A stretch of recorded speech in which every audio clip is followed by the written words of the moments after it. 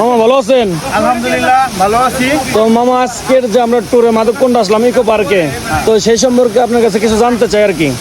হ্যাঁ, আমি প্রথমে বলবো যে আমার এই সিলেটে বেশ কয়েকটা ঝর্ণা দেখেছি, তার মধ্যে অন্যতম এই ঝর্ণাটা সবথেকে আমার মনে হচ্ছে এটাই সবথেকে সুন্দর।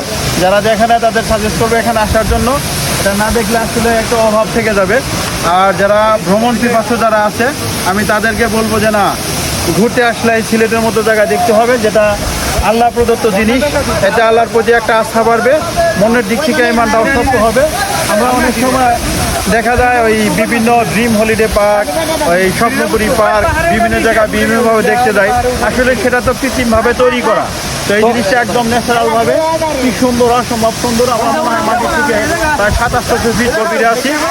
আর ঝর্নার যে একটা বাতাস, পানি বা প্রবাহিত একটা ঠান্ডা বাতাস, শরীরটা একদম মন ছুঁয়ে যাচ্ছে জায়গাটা।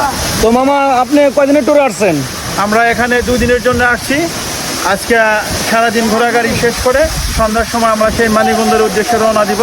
তো আমার মনে হয় আজকে এই ঝর্ণা দেখার পরে এত পরিশ্রম সার্থকতা হয়েছে।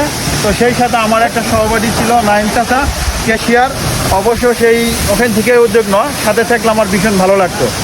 আর আমার শ্রদ্ধেয় এক মুরব্বী আছে জাফর কাকা, উনি হাতে অসুস্থতার কারণে আসতে পারেনি, সাথে থাকলে আমার ভীষণ ভীষণ ভালো লাগতো।